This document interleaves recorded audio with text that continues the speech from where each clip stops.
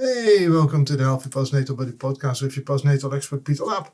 That, as always, will be me. Today I have little Kitty here and little Buddy, and we are very, very happy with our guest today. We have a guest on. This is the podcast for the 12th of December. I should always say that before the music starts. Otherwise, how would you not have a guest on, other than me saying we have a guest on? Today I'm talking to Dr. Hugh Varma about the microbiome. You know, I'm really interested in the micro and the gut biome, and Dr. Varma is kind of the guy to speak with. He's got 10 plus years of microbiome research experience. He's got an extensive background in bioorganic chemistry, microbiology, synthetic biology, and he's got a PhD from Johns Hopkins in all this stuff. So, I mean, they don't get more qualified than this guy. So we're talking about everything, what the microbiome is, focusing a lot on the hair care and washing routines, how they work against it, how you can take care of your microbiome in a very cost-effective way, a much cheaper way than what you're probably doing, and why you can now finally stop putting yogurt on your face. Even if you didn't know you were putting yogurt on your face, chances are you have been. It's a great interview. It'll be fun, I promise. And here we go.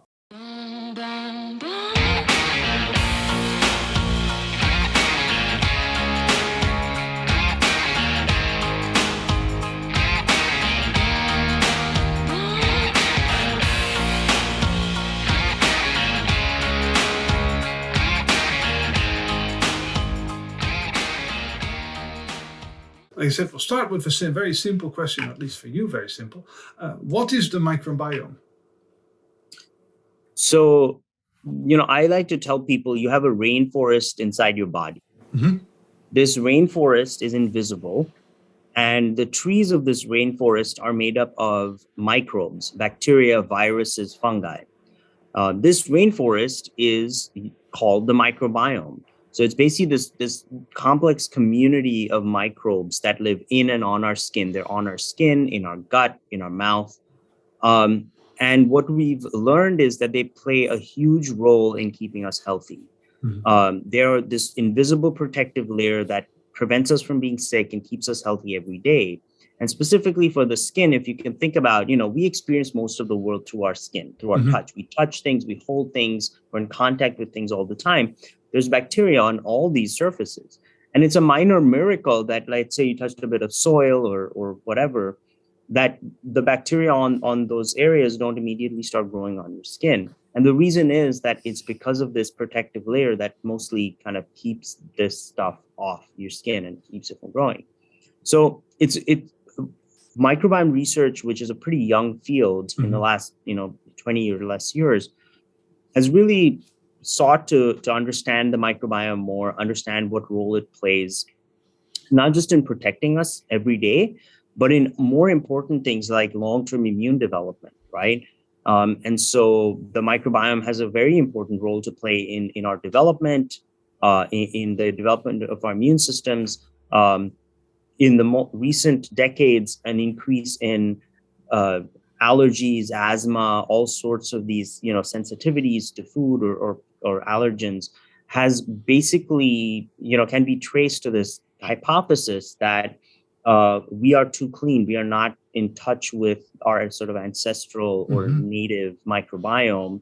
And as that gets depleted, as that gets less diverse, it starts to cause these problems. So one of the questions I wrestle with in our company is chiefly tasked with solving is, how do we increase microbiome diversity? How do we get back naturally to a place where our body is in sync with our microbiome and they're both talking to each other and informing each other in the best way?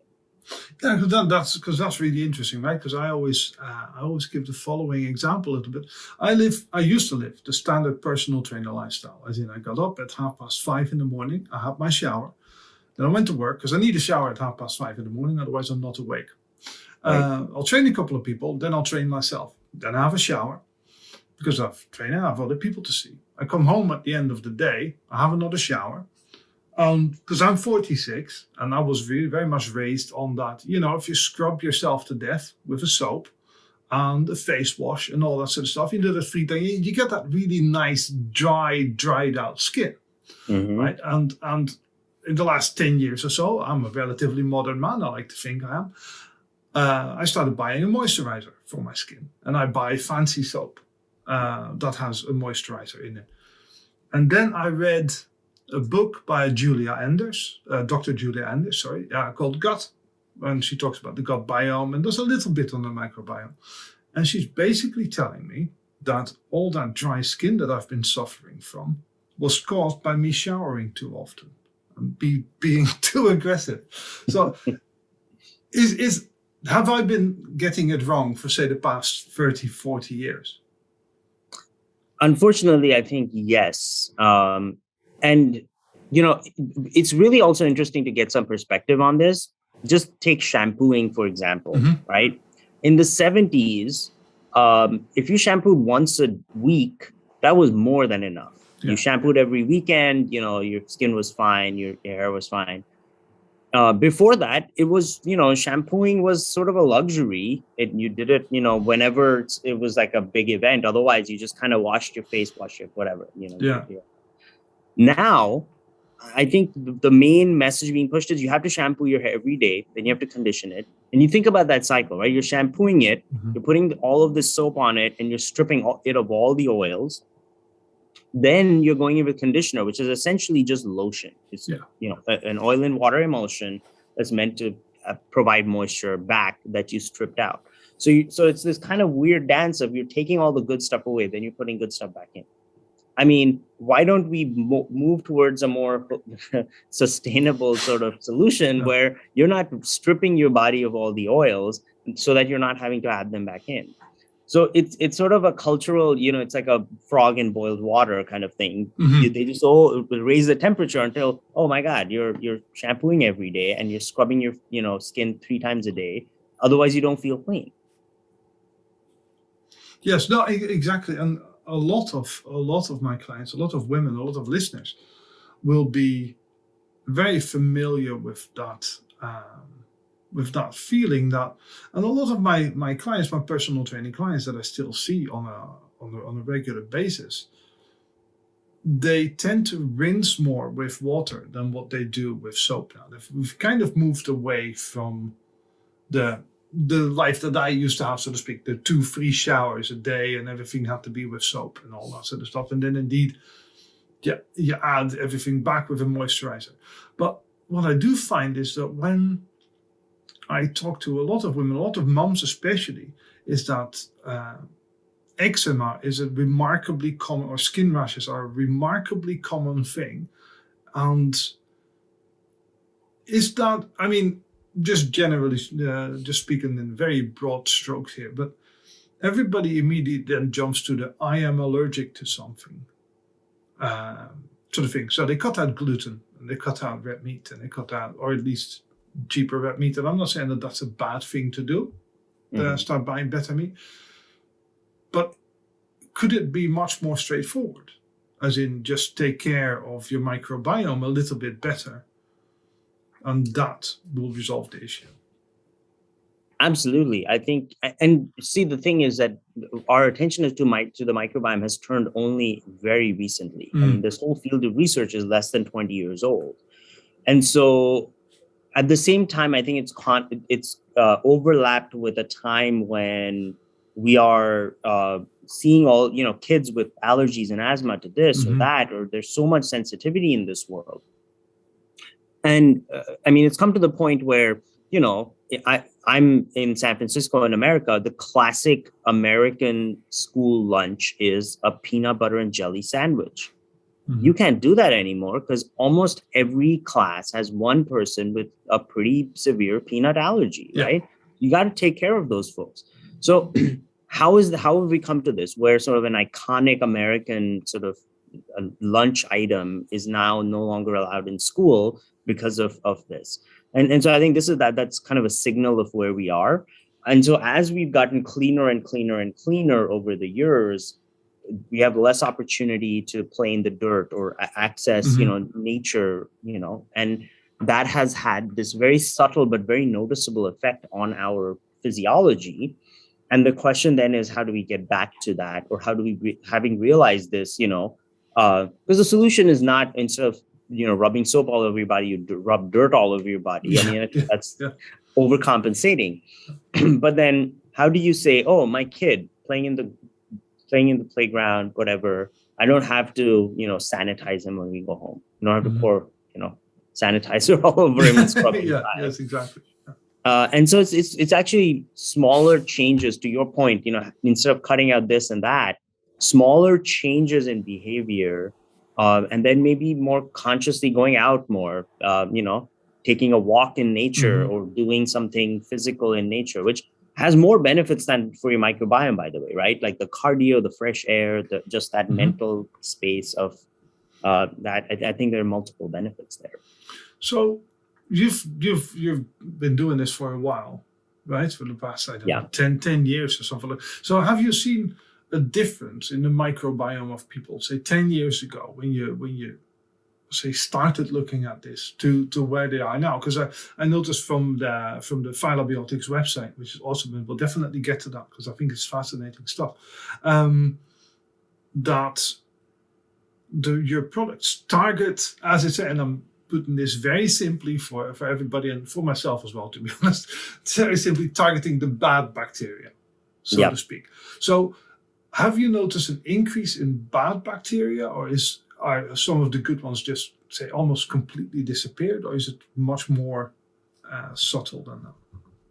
I think it's a lot more subtle than that. And this kind of diversity loss is not something that we've seen in a short period of time. But there are some really interesting observations, right?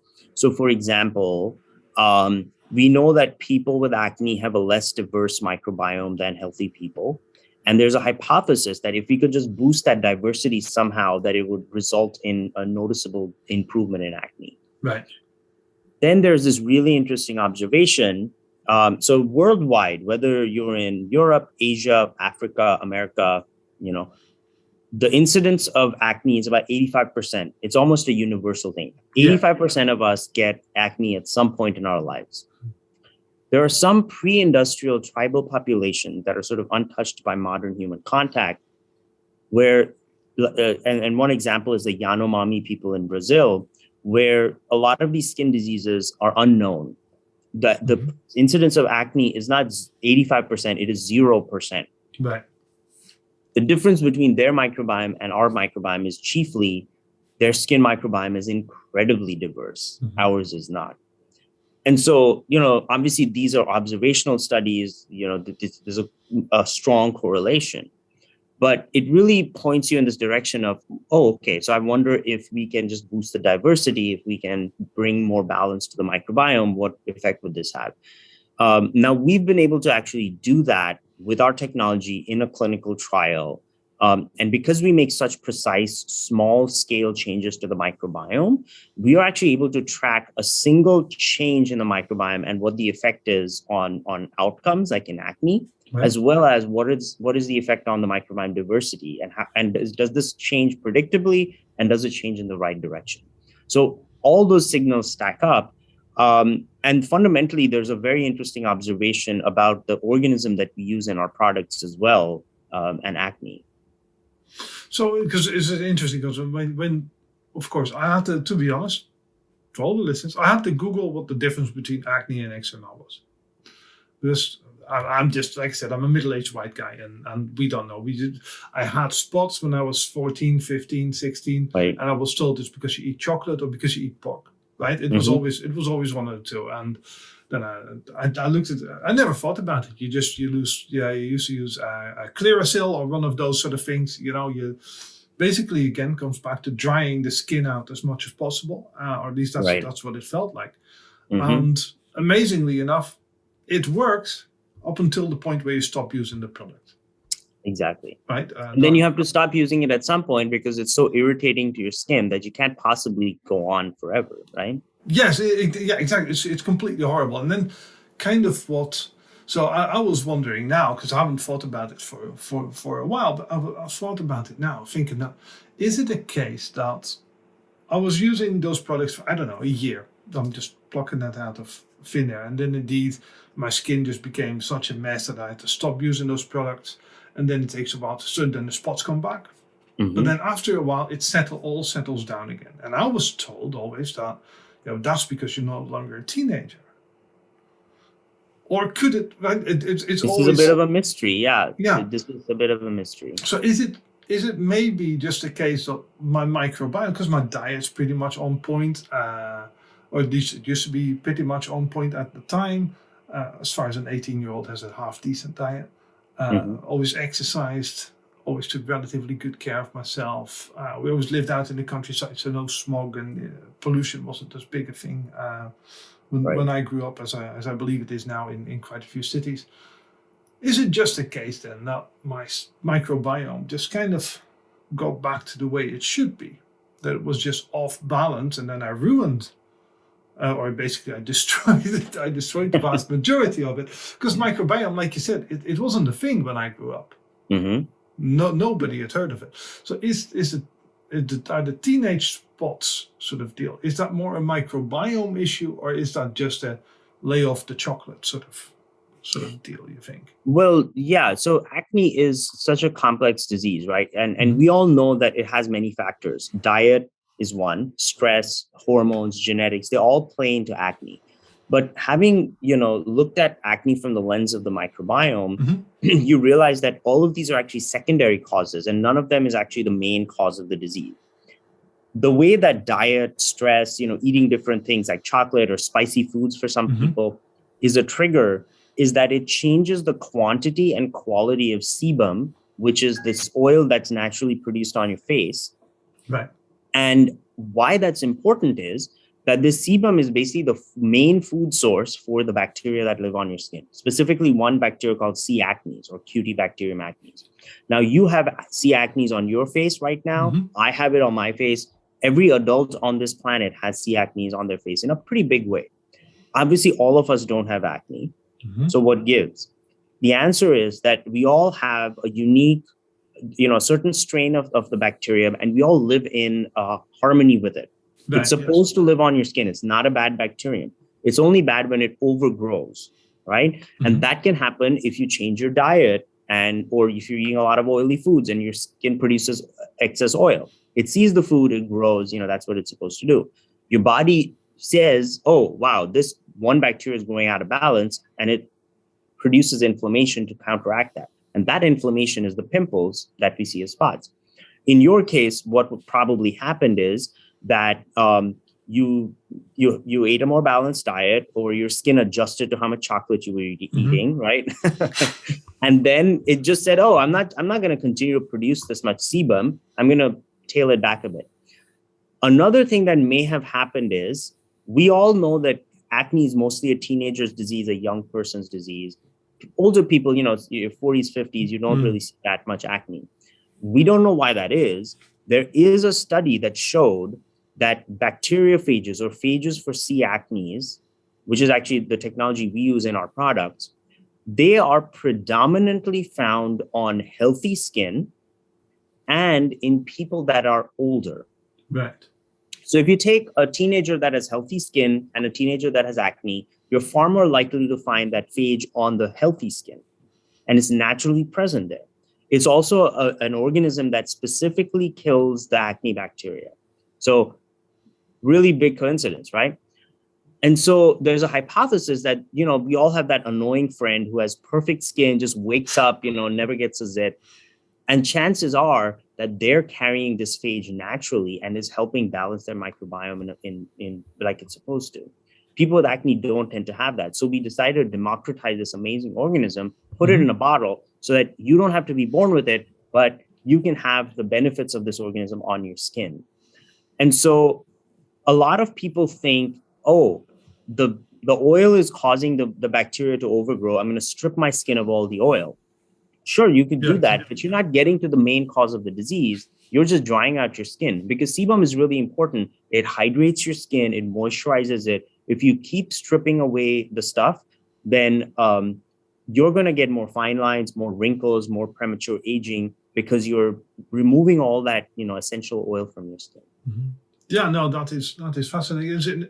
Again, that really very nicely ties in with a lot of the Also, I know probiotics are very popular at the moment. I'm a big fan of kefir and all that sort of stuff, just because it makes me feel better. Right. I never tell people what they should be taking. I just say that, listen, this works for me. And, I don't sell the stuff, so to speak. So, and I know everybody's slightly more individual with regards to all this sort of stuff in there. So what works for me, for other people, is kombucha and all that sort of stuff. So first of all, eating a very diverse food, we know that that's excellent for the gut biome. Right. And, and exercise helps the gut biome and all that sort of stuff. So would eating a diverse variety of, say, quality food, because obviously, you can't have Twinkies and Ho-Hos and waffles and all that sort of stuff, and call that diverse. So would that help with regards to skin issues, or is the gut biome slightly further removed from, say, the skin biome is? Right. I mean, I think that the gut and skin definitely have a connection. There is crosstalk between them, and we know this in certain instances. As a scientist, I would caution against making too broad a link or a jump between the two. So in other words, just for example, recently there was a great article on psoriasis, and it said that they think that psoriasis is not really a skin issue. It's actually a gut issue that's manifesting in the skin. And the way they did this is basically they noticed that, and I think this was in a mouse model, if I'm not mistaken, but they basically looked at a depleted gut microbiome in mice and found that they were much more susceptible to psoriasis. And they said, so the psoriasis susceptible mice are different from the healthy mice in that they get psoriasis, but their gut has, less of certain bacteria, too much of certain other bacteria. And then they were trying to figure out, what are the molecules that these bad bacteria are producing in the gut? Are they crossing the gut barrier, getting into the bloodstream? And from the bloodstream, are they getting to the skin where they're compromising the skin barrier, right? So really complex systems is going from the gut to the skin through the blood. What molecules are those? What can we do about it? Having said that, it's a great paper, but we still don't know very much about it. In general, I would say, yes, eat fermented foods, have a balanced diet, eat a lot of fiber. So all the insoluble fiber or indigestible fiber that we think of, it's not indigestible. It's only indigestible by us. Yeah. It's very much digestible by our gut bacteria. And that's exactly the whole point of fiber, is that the fiber goes into your gut, the bacteria process it, and they make a number of compounds, mostly short chain fatty acids, that really nourish your gut. They're very, very important for for gut health. And then that's how they go. So have a balanced diet. I think sleep is really important for skin tone. Staying hydrated is so important for skin tone. And then if you really want to think about your skin as your own skin cells plus your microbiome, go out, do some exercise, go out in nature, go hiking, go camping. That stuff is great. Spend a couple of days camping where you don't take a shower every day, kind of thing, and you won't see you won't be like, oh my God, I went one weekend out for camping and I have the skin of a god, right? But it's a gradual process. One thing we know is that microbiomes are pretty resilient. They don't tend to change a lot unless there's a huge event, like you take a ton of antibiotics or whatever. Right. So as you're trying to encourage your microbiome to go in a certain direction, it's small nudges. It's a lifelong relationship you have with your skin. Cool. That's really cool, because it's, again, you mentioned the antibiotics word there, and that is really something that, again, a lot of my listeners are really, well, let's say there's a bit of concern about taking antibiotics, much more so now than there was. And not necessarily from a medical perspective. I know medically there's an issue with people not completing courses and antibiotic resistance and all that sort of stuff. But I'm talking on a much more basic level, as in antibiotics are bad, probiotics are good. As in that's kind of the message that I hear a lot from listeners. So to take care of our skin, so you're talking about going out in nature and getting exercise in and basically taking care of yourself and living a nice, healthy lifestyle wherever possible. Right. But you still need to wash, right? Every now and again, or at least we're very much in the habit of needing to do that. So what should we be looking out for when we're buying things like soap, when we're buying things like shampoo, like what you mentioned? Obviously, I have very little need for it, but it's if you buy shampoo, because a lot of the stuff that is out on the market, because it's very interesting. Again, I looked at your website, at the Phylabiotics website, and it is not the same as, say, the standard L'Oreal stuff that also claims it's all. And I won't mention the name of the company whose products I was sent recently. Because I didn't like them that much, and therefore I'm not going to slag anybody off on this podcast. But it's a very natural, a natural skincare sort of deal. But natural is not necessarily does not necessarily equate with taking good care of yourself or what your body needs, right? I mean, it's nice. I mean, the stuff here has what is it? This is a body butter I have here. Actually genuinely happened to be sitting on my desk. This is basically it's shea butter, coconut oil, and all that sort of stuff. But that's completely different from from what's on your website. It's a completely next level different beast, isn't it? Absolutely. So, we think of ourselves not as a skincare company, but as a biotechnology company, because we are. So behind Phyla is this biotech startup called Phi Therapeutics. And, we have, we've spent 5 years doing this research, which was funded by the NIH. And so we've done a lot of basic research. And what we've tried to do is take this biotechnology and put it in a bottle. Now, I'll very broadly set the table for you for what is out on the market and how we're different, right? Yeah, cool.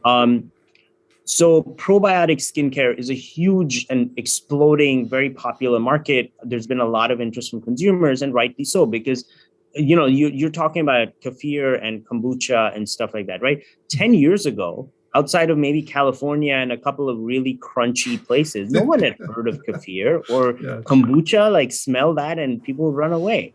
Yeah, just a little interjection there.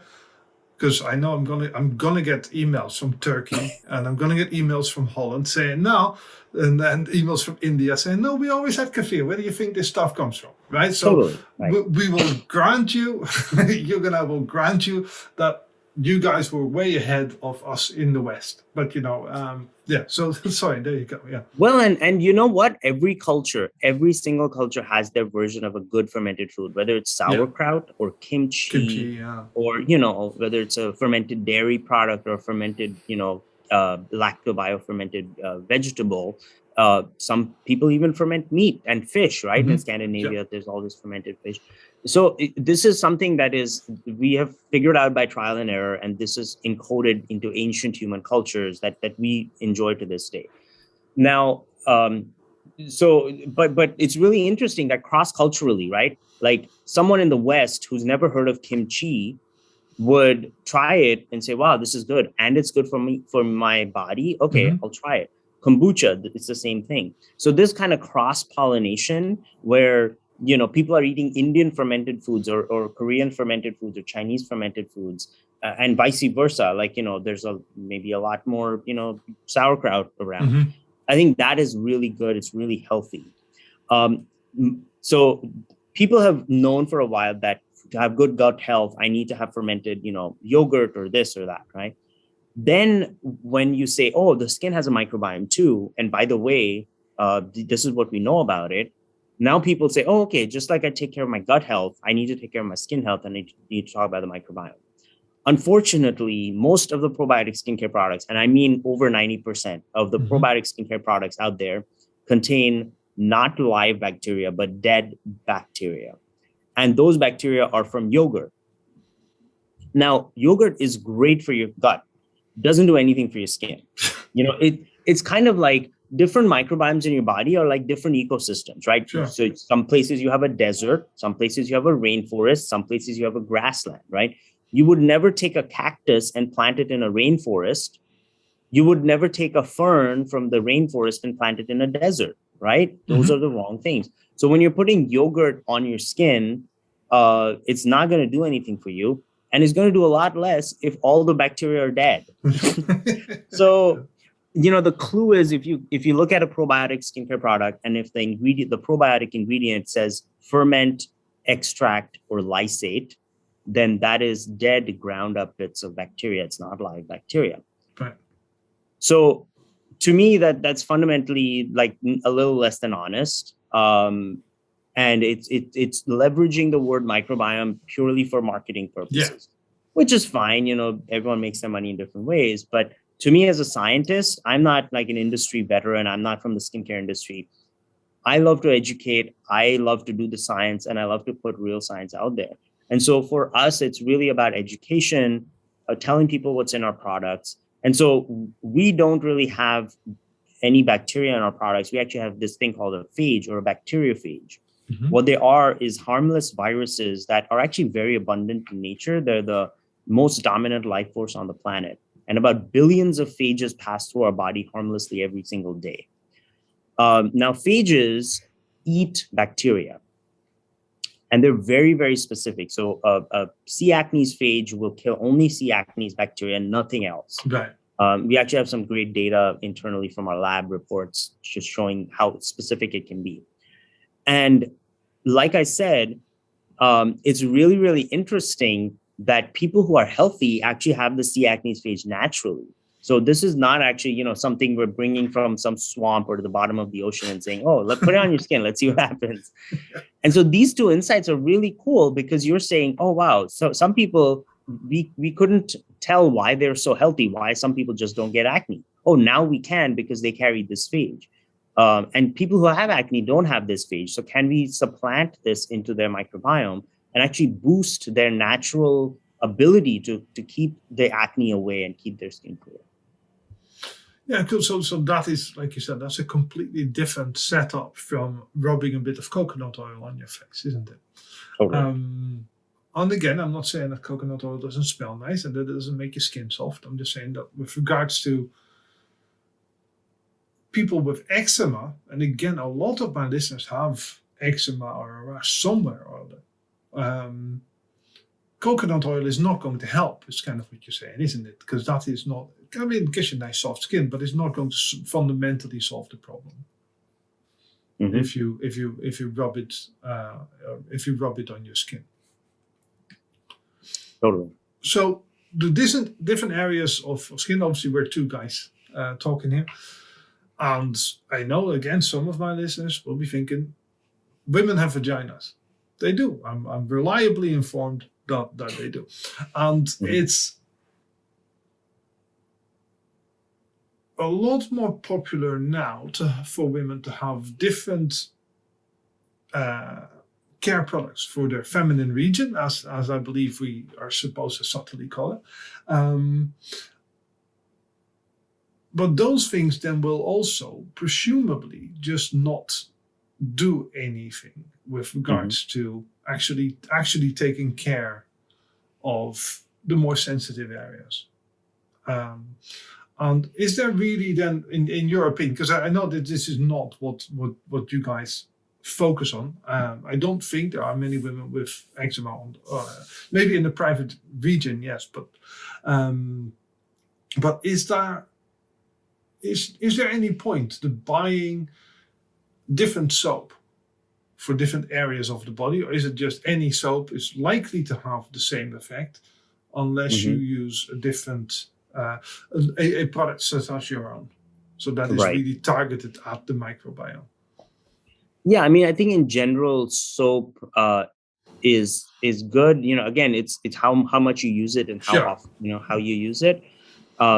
moderate cleansing of soap is great. I think it's Mhm. necessary, and I think it's it's a great thing, especially during COVID.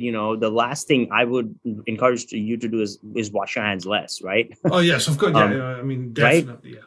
And so hygiene is completely different from this kind of over scrubbing, being scared Yeah. of bacteria, sanitizing everything in sight. For like vaginal health or different parts of your body, I fundamentally don't think that you need different types of soap. I think it's overkill.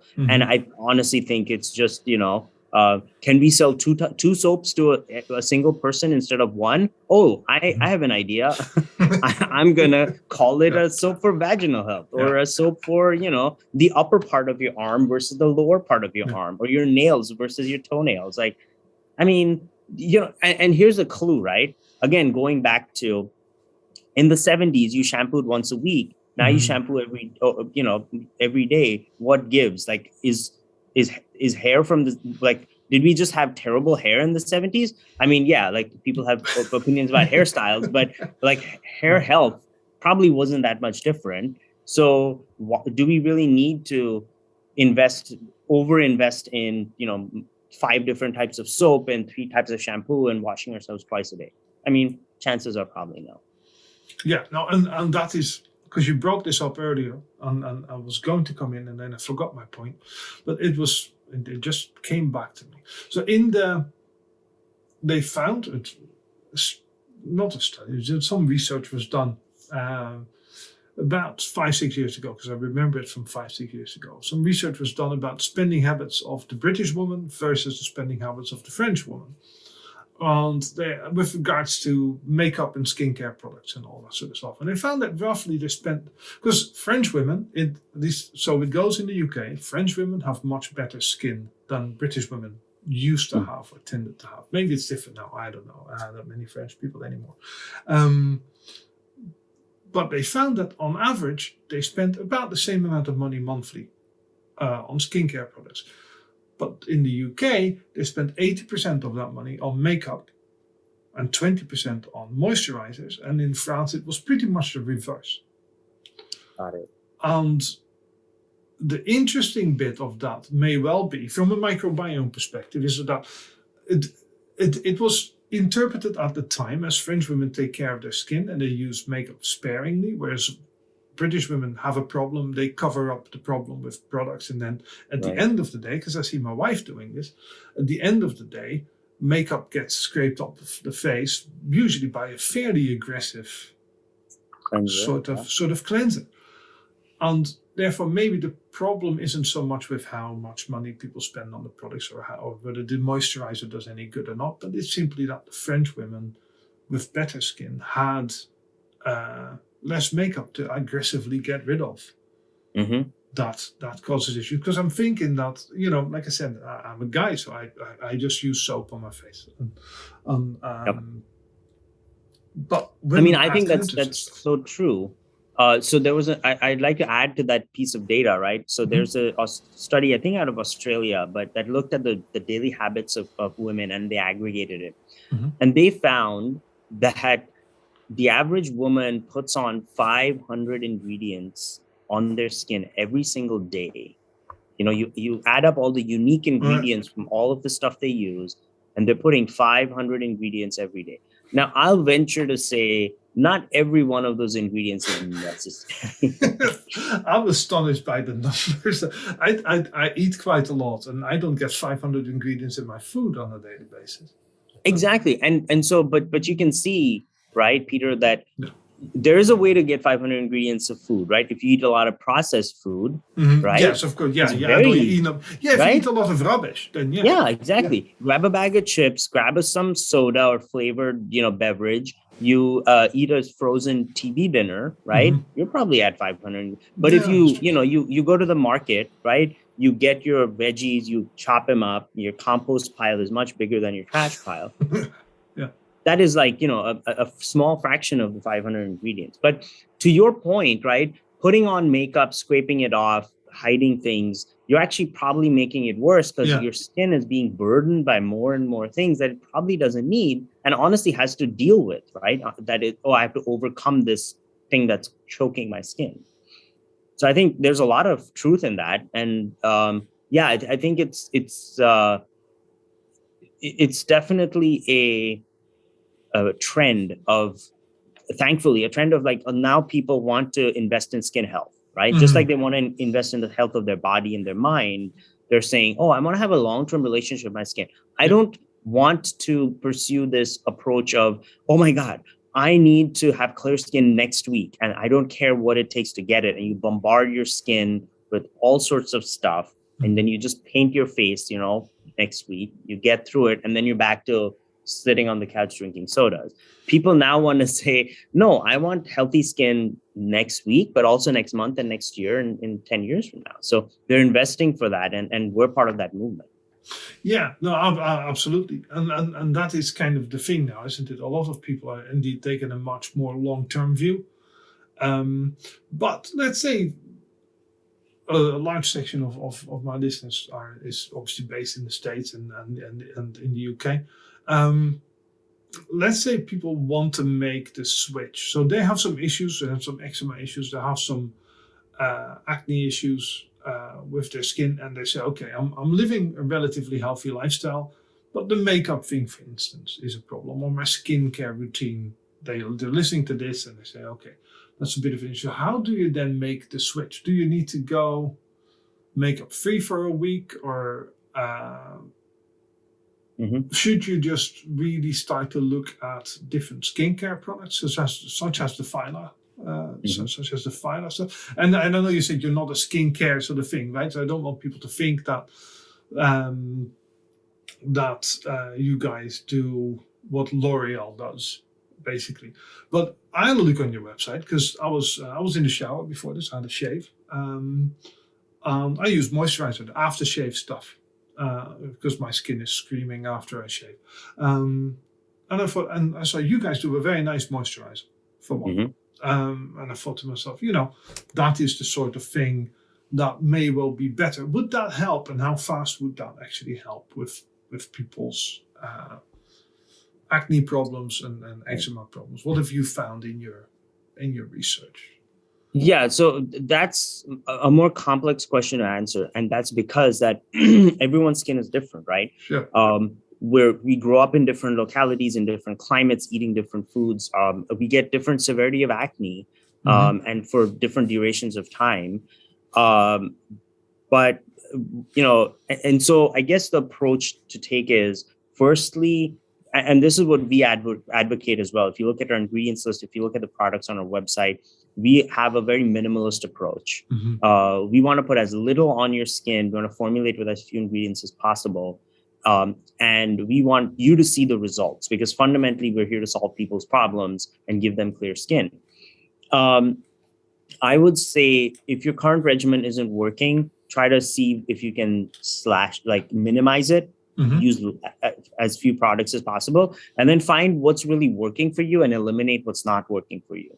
Then I would obviously encourage you to try Phyla, especially for your acne, if you want to see clear skin, but without the side effects like the redness, the dryness, the irritation, or if you're tired of relapses, right? Because if you have harsh products that are depleting your microbiome, you're not able to protect yourself from the next acne cycle. Yeah. So I would advocate that. And then I think it's to each person. Some people have oily skin. They don't want to use our moisturizer. Fair enough, right? Some people have dry skin and they say, oh, wow, I'm actually using your moisturizer at twice the rate. And we say, oh, okay, we'll send you some more. And then, like I said, it's a gradual process. Your microbiome is actually pretty resilient, and it's not going to move that much. So you need to make those incremental changes. Often people see an acne purge or it gets worse before it gets better. Yeah. That needs to be your skin is basically a homeostatic organ, which means that it's going to stay the way it is for the short term, and it's going to try to stay at that level. So, for example, if you use a lot of soap, you wash your face a lot, right, and your skin's dry all the time, actually, when you stop washing, you'll notice your skin becomes super oily. Yeah. Because your skin is used to being super dry, and it knows it needs to be hydrated. So it's overproducing oil, but it never gets chance to build up because you're just washing it so often. So when you stop washing it, it's going to get super oily for a while. If you manage it after a few weeks, after a few months, it's going to become a lot less oily, and it's going to just, recalibrate. So you've got to give it a little time. And because acne is a chronic disease, it's a disease for the long term. You need to just sort of think in that sense. But what Phyla is it is built for you to be used, for it to be used every day, for you to use it in your normal regimen. And every day the phages in it will recalibrate your microbiome, reduce the overgrowth of C. acnes, and recalibrate your microbiome to a healthy state. And so even if you don't have breakouts, if you keep using it, you're going to reduce the frequency of future breakouts. Cool. So and I'll take this back to my 13-year-old self, because why not make it all about me from a long time ago? It's seriously, a lot of my listeners have slightly older children, 11, 12, 13. So they're, especially the girls, they're just moving into that, let's say, troublesome stage with regards to the skin and all that sort of stuff. Are your products safe for them to use? Are they okay? Because a lot of the concern I see from mothers towards children, you've seen it with the COVID vaccine and all that sort of stuff, is in the long term, will it hinder or will it help? Sort of thing. And obviously, like I said, you've been doing this for quite a while, and you're at the forefront of this sort of stuff. So can someone who's 11, 12 years old use the Phyla watch safely, and will it have the same effect on them as it would on someone who is, say, older and maybe has a different cause of acne? Right. So the good news is, yes, anyone, who's in their early teens, and even, pregnant women, breastfeeding mothers, they have hormonal acne often. Yeah. They can all use our product. Whether you have mild acne, moderate acne, severe acne, or nodular acne, it's all, the same cause, and therefore our products work for them. There are some people actually who find that our products are not effective, and it turns out they didn't have acne; they had some other kind of skin issue. Problem. Yeah, skin issue. So obviously for eczema, our acne product will not work. Of course.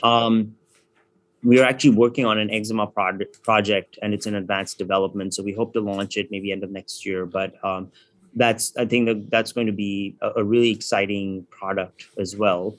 But if you have acne of any type of, or you're in any age group, then it should work. I mean, just the other day, someone left a review on our site saying, "Oh, I'm like in my 40s and I've struggled with acne all my life. I've tried everything. I've just been so annoyed by it." And then finally I tried Phyla, and it's like, it works so well. I'm so grateful. And I thought, there are a few people in their 40s who have it, but it's still a problem, and it's still a problem people want to solve. Yeah, because you probably find with people who are in their 30s and 40s, and one of my friends still has acne, and he's 35, 36, and he's had it since the age of 16 or something like that. So he's tried everything. I mean, you won't believe how much money this guy, you probably would believe because you're in the industry, but it's insane how much money this guy spent on everything. And, God love him, but his skin is a mess. And I don't mean a mess from spots and all that sort of stuff. I just mean it doesn't look healthy because of probably the amount of stuff he's thrown at his face. God love him. And if you're saying, okay, this is, because like you said, you're not covering anything up, right? You're not, as in with regards to skin, you're not hiding spots. You're not de-oiling the skin and all that sort of stuff, which is, like I said, the Clearasil stuff that I was using and all that sort of stuff. You're not putting toothpaste on spots, right? Yes, you've heard that before. That was a thing that when I was growing up, so we're talking 30 years ago, put a bit of Colgate on a spot and the next day it'll be gone. Never worked, by the way, for people listening to. I'm not surprised. There's not much science behind it. But you're just saying that we found out which part of the microbiome, which part of the bacteria causes the problem, and therefore we've developed something that will basically get rid of that bacteria and balance things out a little bit. Am I summarizing that accurately enough? That's exactly right. When you have a disease where there's one bad bacteria causing the problem, then the only thing you need to do is remove that bad bacteria or control its growth.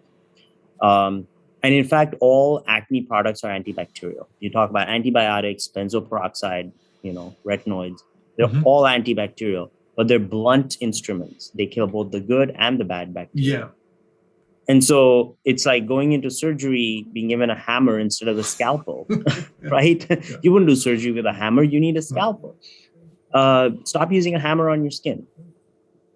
Yeah, no, that sounds 100% sounds bang on, to be honest, because that's an analogy I think we can all get behind now. I think everybody's kind of accepting that science has, from what I've described already, science has moved on so ridiculously much over the past 30 years, and it's jumping at such a ridiculous rate at the moment that 5 years from now, like you said, you'll probably have another 5 or 10 products that you can just bring out. So we're targeting this, we're targeting that, because we're figuring stuff out. Right. So now, like I said, I stepped out of the shower and I thought moisturizer. That's what I need, because I've got some crappy moisturizer, because one of the beauticians said I need to use an SPF moisturizer. And I've got crappy moisturizer. It doesn't work. It doesn't really do anything for me, so I stopped using it. So it's just sitting in a drawer somewhere. So I went onto the Phylabiotics website, and shock and horror, I don't live in the US. When are you coming to the UK?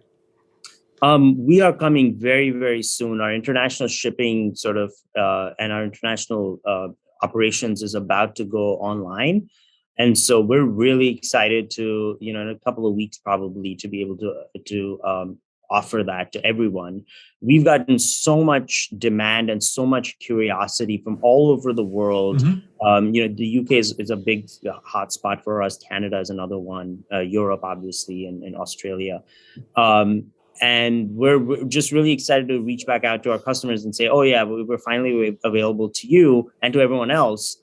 And then we're going to continue to kind of spread the word, not just in the US, but around the world, of this new approach to acne.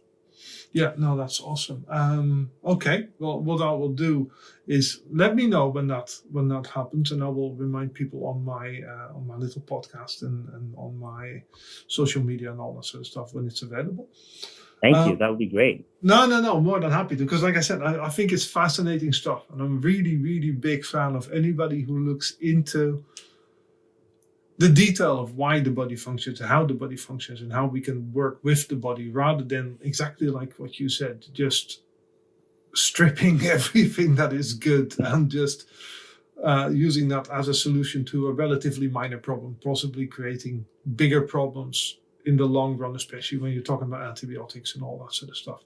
It's still a bit of a case that when you pop out to the GP here, that the first thing they do, and you say, I have a minor complaint, excellent, here's a course of antibiotics, and I'll go away. And I think we now all recognize that that's maybe not the right approach to take.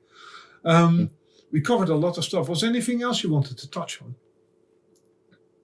on? No. Well, I would love to remind your listeners, if you're curious about Phyla, or if you want to learn about a better way to treat acne, go to our website, phylabiotics.com. Phyla is spelled Phyla. So visit phylabiotics.com. We have a ton of information, a ton of resources.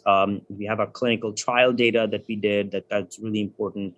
And you can look at all of that, and hopefully it'll help you make a great informed decision for yourself. We're also on social at Phylabiotics everywhere, at Phylabiotics on Twitter, Instagram, Facebook, etc. And that's where we love to interact with people, have them ask us questions, answer any, do some acne myth busting. We have events where, we invite comment and stuff like that. So we're here to help people understand their own skin and their acne issues better. We are basically, we care about the science very deeply. So we love to educate. We love to spread the message. And we hope to see you soon. No, awesome. Obviously, I will link to everything in the notes as well, right? As I always do, and I'll link to everything on social.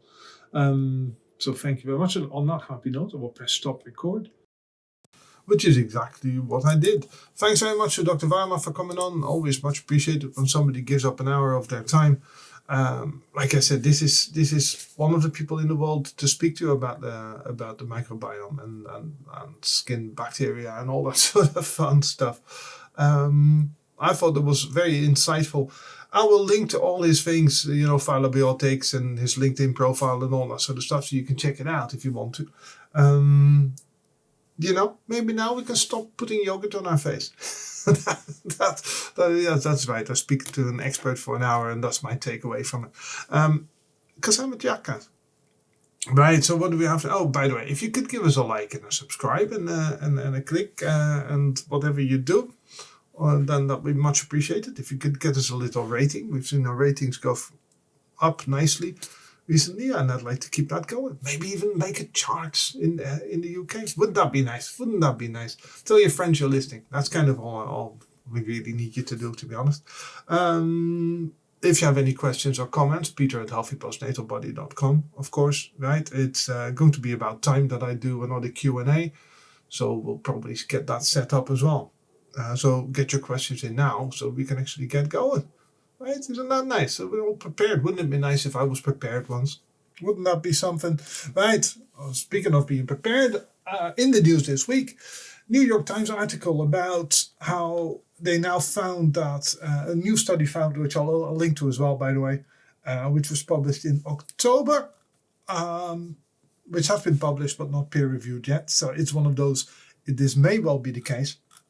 So things where they find that the reason why obese people are more at risk from COVID has nothing to do with underlying health issue with regards to whether they also have type 2 diabetes or cardiovascular issues or anything like that, but that it's the fat itself that is causing the problem. The adipose tissue itself seems to be the problem. Now they already know that from one or two other illnesses, flu, for instance, or the influenza virus, if you read the study properly, is what they call it, or HIV and all that sort of stuff.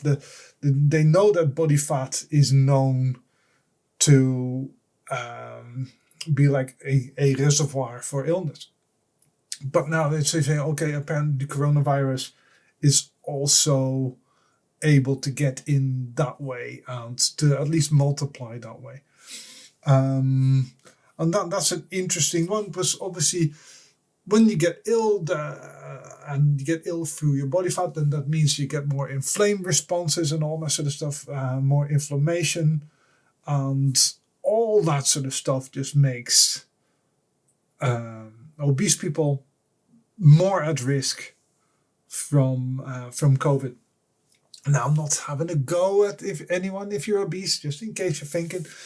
It's just something that we have to be aware of. And it's interesting that it's therefore not because obese people, even healthy obese people, that's kind of what the article is saying, even healthy obese people, so people who are obese but who don't have any underlying health issues, so no type 2 diabetes or anything like that, are more at risk from things like COVID or severe reactions to COVID, because the fat cells kind of amplify the symptoms of COVID-19.